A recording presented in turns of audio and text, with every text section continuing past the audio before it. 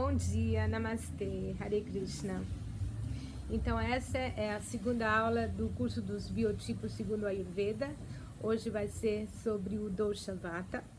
E antes eu queria recitar a oração para Shri Dhanvantari, que é a divindade, a encarnação de Shri Vishnu, que trouxe a Ayurveda para a humanidade.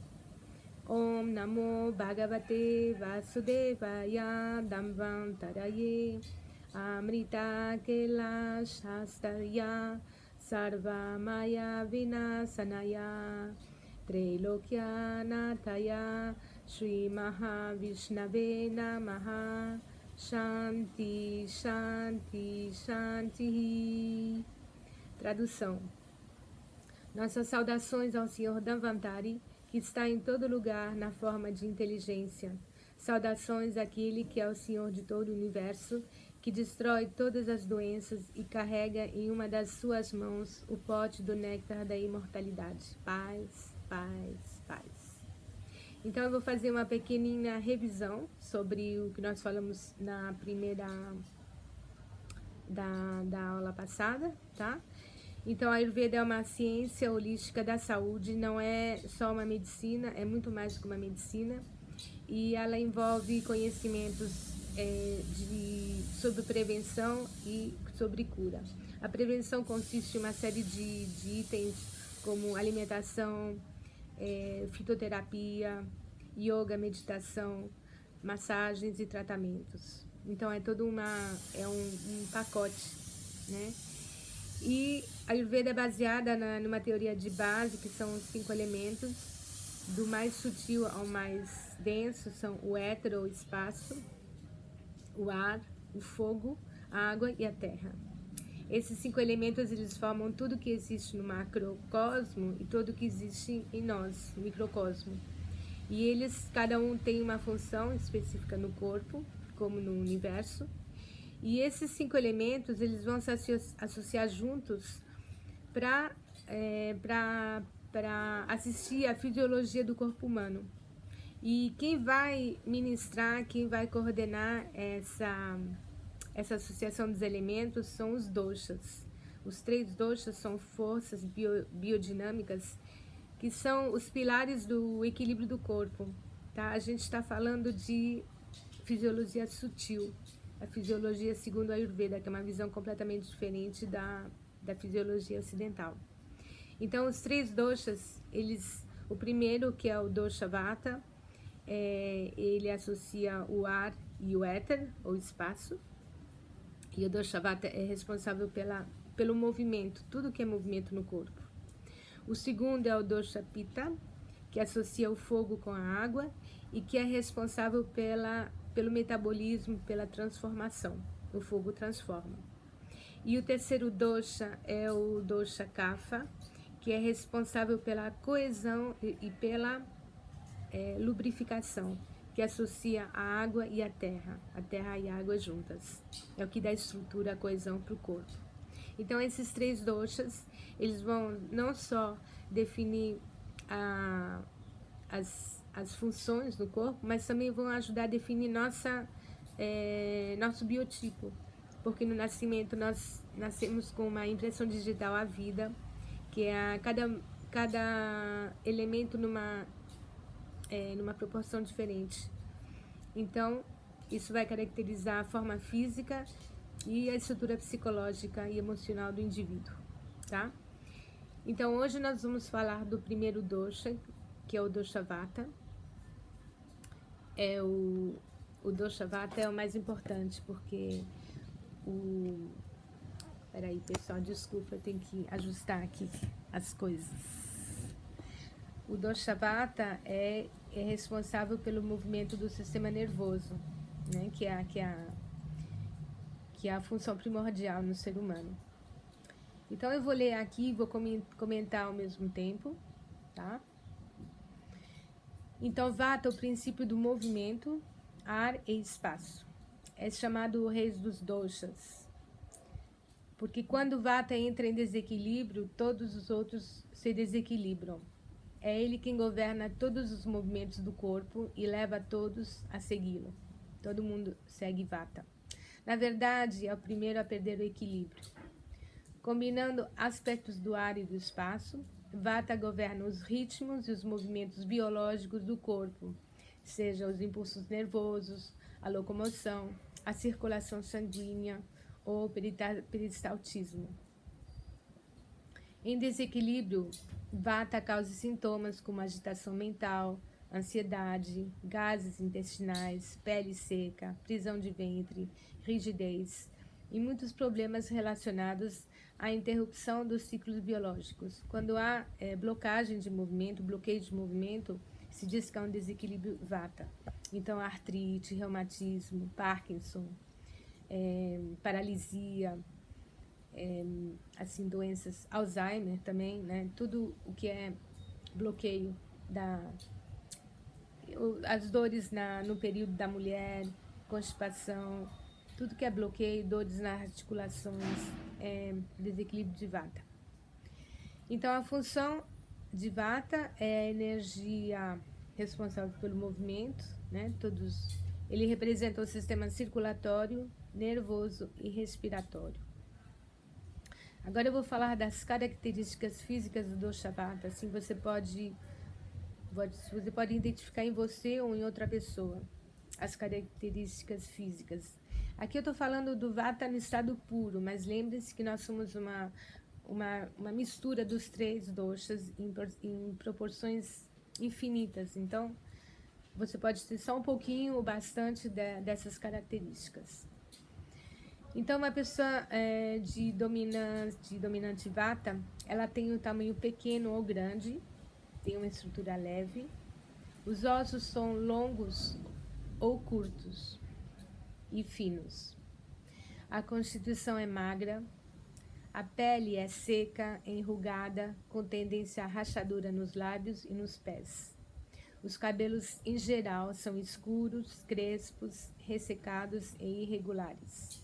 Os olhos são pequenos, as articulações são hipermóveis, elas não são sólidas, elas têm tendência a se mover.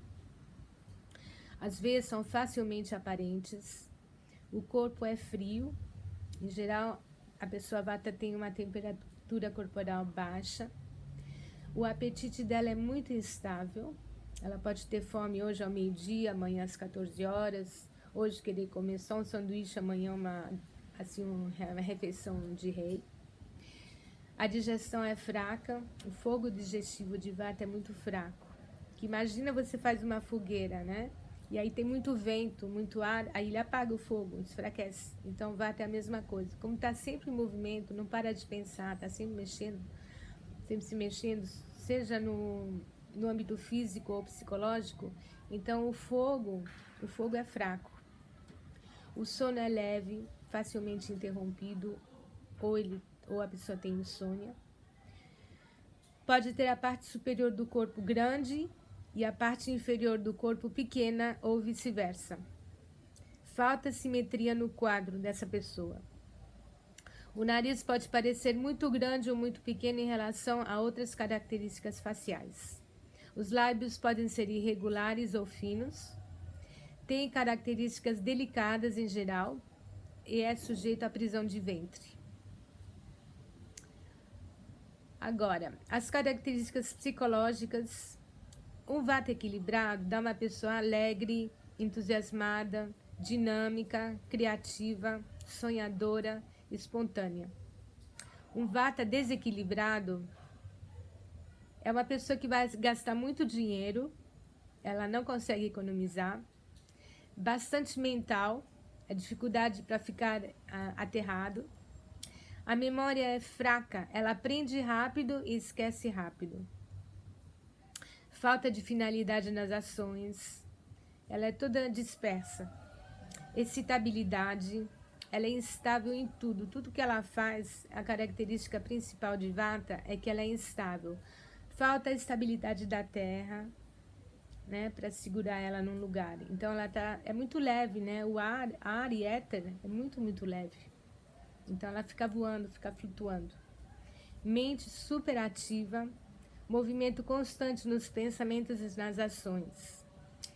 Eles podem facilmente ficar desequilibrados com emoções negativas. As emoções negativas de Vata As principais são medo e preocupação e ansiedade. Sempre o medo é relacionado a Vata. Elas se tornam facilmente confusas e oprimidas. Elas têm dificuldade de focar e de concentrar. Muito difícil ter uma concentração por longo tempo. Inicia projetos e não os termina. Começa um curso aqui, aí para, começa um outro curso, uma aula de não sei o que, de dança, se inscreve numa academia de ginástica, vai fazer durante uma semana e para. Ela não consegue ter estabilidade a longo prazo. Ela tem pequena capacidade de gerenciar o estresse. As pessoas Vata, elas se estressam com facilidade. O sistema imunológico delas é o mais fraco dos 3 doshas. A fala é dispersa, elas mudam de assunto, falam de uma coisa e já está falando de outra. E falta determinação e organização no que elas fazem. Agora, quais são as ações de Vata Dosha no corpo? Então, tudo que é movimento. A criatividade, a alegria, a comunicação, a audição, o toque. Essas são as ações onde Vata ela vai agir. A respiração, a função cardíaca, a circulação, a menstruação, o parto, orgasmo, eliminação de resíduos, urina, fezes, suor, movimento de pensamentos e sentimentos e o funcionamento geral de nosso sistema nervoso e todos os movimentos físicos, o piscar do olho, o movimento dos olhos, a língua, todos os movimentos que você pode imaginar no corpo é Vata que é responsável. Agora, exemplos de Vata em excesso ou em estado de desequilíbrio. O que eu vou mencionar aqui são coisas simples, porque quando a gente fala de doenças, por exemplo, um câncer ou, sei lá, uma doença, outra doença, aí já é muito mais complexo, são os 3 doshas estão implicados. Aqui são coisas simples, tá? A pele seca, apetite irregular, mãos e pés frios, a tosse seca, prisão de ventre, garganta rouca, pernas inquietas, mexer os dedos, sabe quando você mexe os dedos o tempo todo, puxa o cabelo, tem tiques, soluços, arroto, músculo e articulações rígidos, ansiedade, zumbido nos ouvidos, vertigem, dificuldade em lembrar, problemas para dormir, sonhos terríveis, hiperatividade, dores nas articulações, amenorreia, que são as cólicas menstruais, os delírios, dissociação, falta de ar, problemas de densidade óssea, flatulência, tremores, dificuldade em engolir. Esses são sintomas de excesso de Vata. Tem outras características muito interessantes que são assim, Vata, os 3 doshas, eles atuam durante as 24 horas do dia. Então, os períodos onde Vata é dominante são das 2 às 6 da manhã, é Vata que domina. Você vê que é o horário onde os yogis, os monges se levantam para meditar, para orar, para cantar mantras, né? Até os grandes criadores, artistas, é nesse horário onde eles têm mais inspiração, porque a energia é mais leve nesse horário. E das 14 às 18 horas, depois da refeição, é onde a gente está fazendo a digestão. Então a pessoa fica assim meio que no ar, né? Não é bom para tomar decisões, fazer coisas pesadas, né? É um momento assim onde Vata domina. A estação do ano tem as 4 estações também, tem os doshas que vão dominar mais de uma estação ou outra. Onde Vata é mais forte é no outono, que tem muito vento, né? Então Vata ele fica mais forte. E o inverno seco, porque tem o inverno uma parte seca e uma parte chuvosa. Não sei aqui no Brasil, mas assim no resto do mundo tem Geralmente o começo do inverno é seco e o fim do inverno é úmido. Então, a parte do inverno seco corresponde a Vata. E também tem o período da vida. Infelizmente, é uma má notícia, mas Vata domina a terceira idade, porque é o fim da vida, né? Então, a pessoa vai ficando com rugas, o corpo vai ficando desidratado, o fogo mais vai diminuindo, então a pessoa tem... Você vê, os velhinhos têm dificuldade de digerir, tem a digestão fraca, não conseguem andar direito, estão rígidos, né? Muita rigidez no corpo, falta gordura, falta... Todos os elementos vão diminuindo, então isso é a terceira idade. Agora, Vata, o estilo de vida que é benéfico para Vata. Vata se beneficia por um estilo de vida com rotinas, com disciplinas, tudo que é difícil para ela, né? E atividades que sejam relaxantes e acolhedoras. Vata não pode se estressar muito, porque ela não consegue lidar com coisas assim muito pesadas, muito estressantes. Ela tem pequena capacidade, então tem que respeitar isso. Devem evitar atividades com muito movimento. Sim, você pode ter uma pessoa Vata, ela pode fazer uma atividade com muito movimento, mas não por muito tempo. Senão ela não vai conseguir, ela não vai durar no tempo. E atividades que esfriam muito o corpo, tipo fazer escalada na neve, esqui, assim, coisa que esfria muito o corpo. E andar na rua quando faz muito frio, sem roupa, sei lá, com muito pouca roupa, coisa que esfria. E não sacrificar o horário do sono e da alimentação. O sono é o fator mais importante para equilibrar Vata, para guardar o equilíbrio de Vata. É fundamental. Por isso que Vata, sobretudo as pessoas Vata, elas devem deitar cedo. Deitar cedo, quando a gente fala, é antes das 22 horas. O sono é muito mais reparador. A gente sabe disso, né? Mas não respeita. Então, se você tem a dominante Vata, tenta seguir isso por algum tempo. Você vai ver como vai ser muito benéfico. E o processo de purificação, se você tem dominante Vata e você quer se purificar, tem alguns pontos a respeitar. Como os Vatas são frios, eles não devem jejuar. Não é legal para Vata fazer jejum. Você pode fazer tipo um jejum, não jejum total, mas você pode fazer uma monodieta, por exemplo, se você é Vata, né? É importante que a limpeza, essa desintoxicação, ela seja feita de uma forma suave, nutritiva, que não vai lhe enfraquecer muito. Senão o medo, a preocupação, todas as emoções negativas, o estresse, a prisão de ventre, tudo isso vai aumentar. Então não é legal, né? Agora, as dicas dietéticas para apoiar o equilíbrio de Vata. Assim, é importante saber que essas aulas que eu estou dando não é curso de nutrição. São só... É uma exposição, estou expondo tudo o que é relacionado aos doshas para você poder se observar. A autoobservação é muito importante. Porque, como eu dizia, a gente é uma mistura, assim, uma proporção infinita de elementos. Então, ninguém vai, eu sei que ninguém de vocês vai, tipo, eu vou comer isso, não vou comer aquilo. É impossível e nem é o objetivo. O importante são esse conhecimento para você estar ciente que se você tem um desequilíbrio, aí você olha nessa lista, você diz, tá, porque eu tenho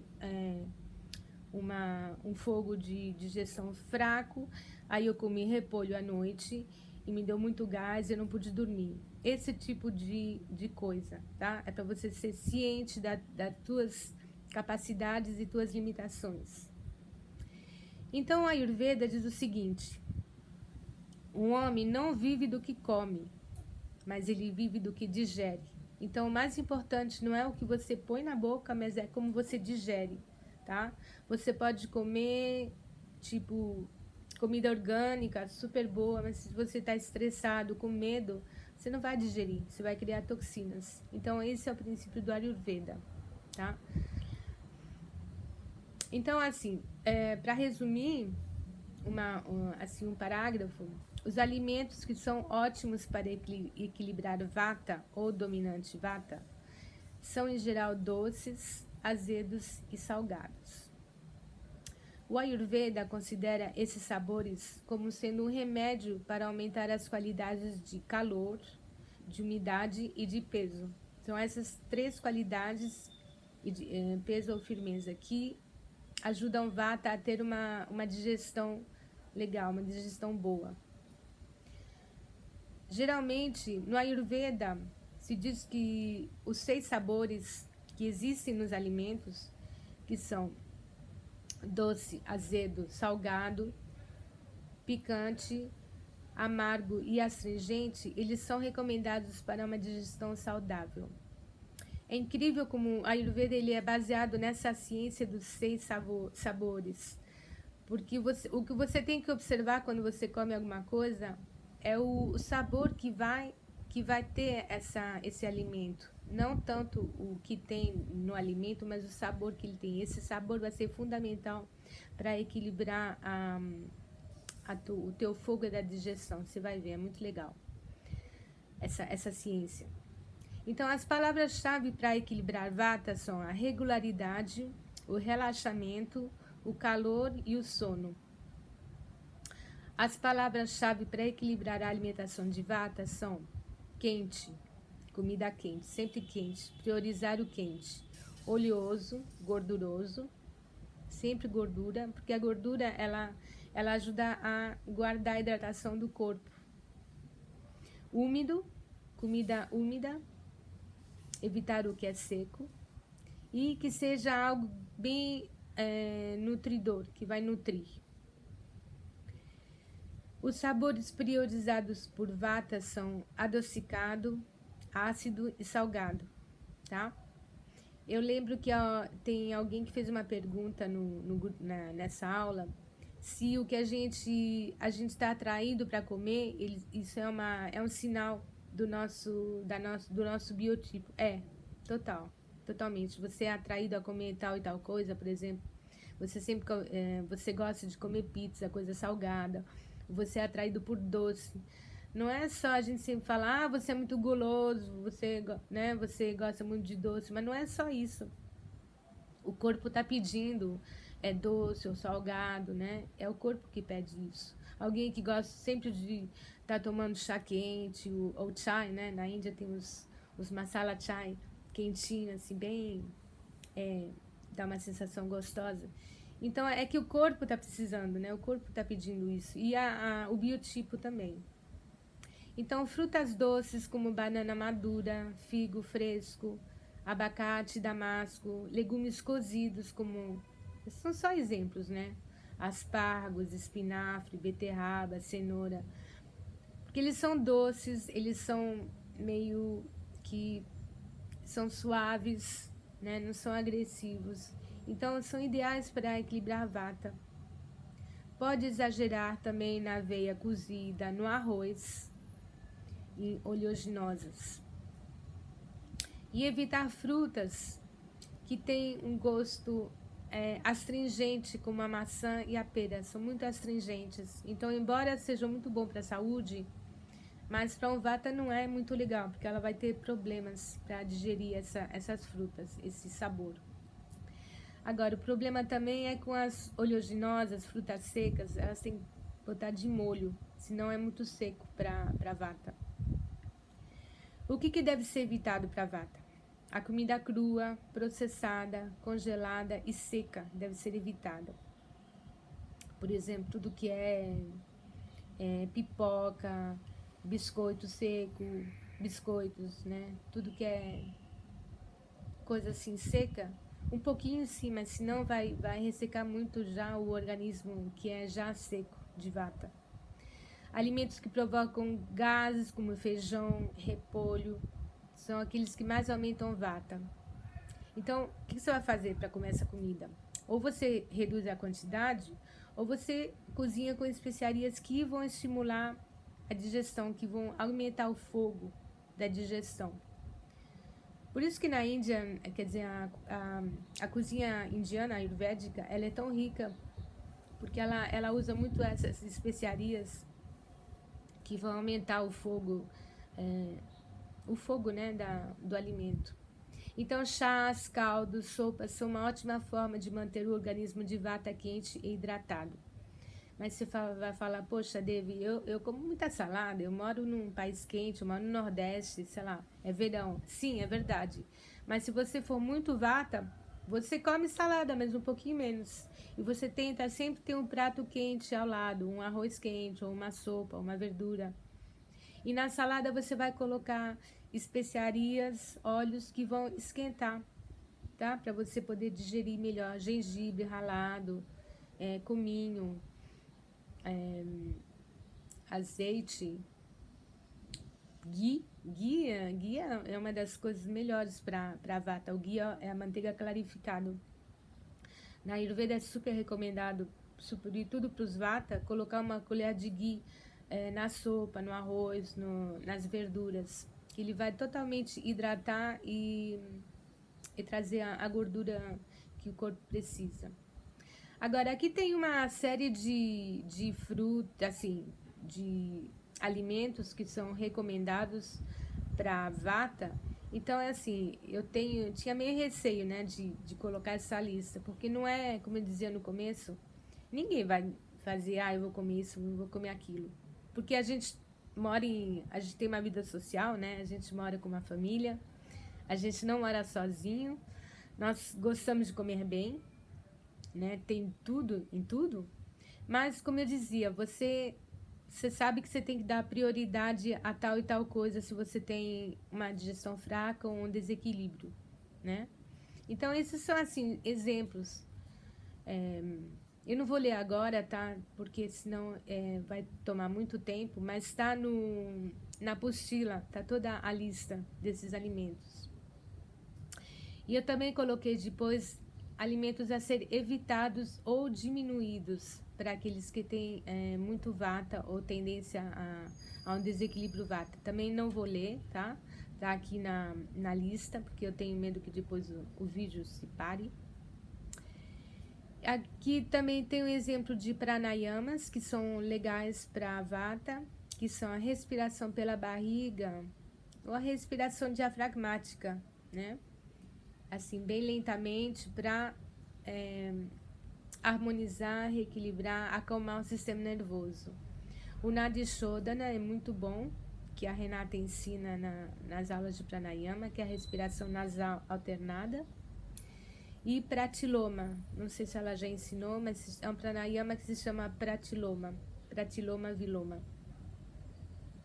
E depois eu pus uma foto que tem em inglês, desculpem, mas são as posturas de yoga que são recomendadas para o vata. Todas as posturas de yoga são boas, mas especialmente tem algumas que são ainda melhores para a constituição, para o biotipo de vata, ok? Então é assim, resumindo, vata, as características são leve, seca, fria, sutil e instável. Então tem um princípio, se você quer se reequilibrar na vida, você tem que trazer tudo o que é oposto. Então, para reequilibrar vata, tanto na comida, quanto nas atividades, quanto no trabalho, em tudo, você tem que trazer o elemento de estabilidade, disciplina, regularidade, o elemento de calor, tanto na comida quanto nas atividades, tudo. O elemento de aterrar, pesado. Por exemplo, se você dorme com um companheiro, né? A pessoa que está ao teu lado é muito pita, ela vai ter muito calor. Vai dormir, por exemplo, no verão, né? Ou na primavera. Mas você, se é muito vata, põe uma colchinha sobre você, um chalezinho. Porque vata, ela precisa do peso, ela precisa sempre estar coberta. É muito sensível. Tentar dormir cedo e ter uma regularidade. E comida, dar prioridade à comida cozida. E tentar sempre equilibrar um pouquinho de comida crua, porque como ela tem um fogo digestivo que é fraco, Se você come uma salada enorme, você vai ficar cansado.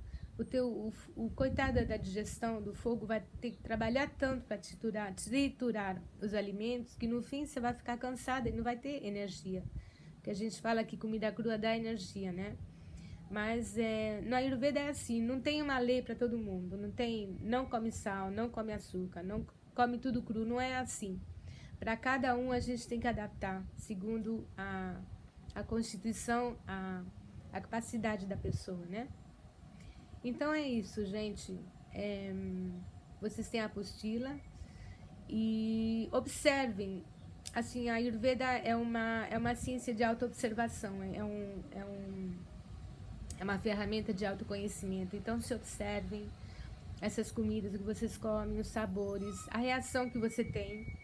Observa quando você fica tarde dormindo, como é teu sono, como são os teus sonhos. Vai lá no questionário, todas as perguntas do questionário te dão é uma referência para poder entender a tua constituição, tá? E se vocês tiverem alguma dúvida ou alguma pergunta, vocês podem ou me mandar um WhatsApp no privado ou no grupo, tá certo? Então, repetindo, o que diz o Ayurveda é que o mais importante não é o que você come, mas como você digere, como você assimila e elimina. Isso é o mais importante para a saúde. E tem um lindo provérbio da Ayurveda que diz: cuide bem do seu corpo para que sua alma queira ficar, tá? Muito obrigada pela atenção de vocês. Tenham um ótimo dia e até a próxima. Namastê. Hare Krishna.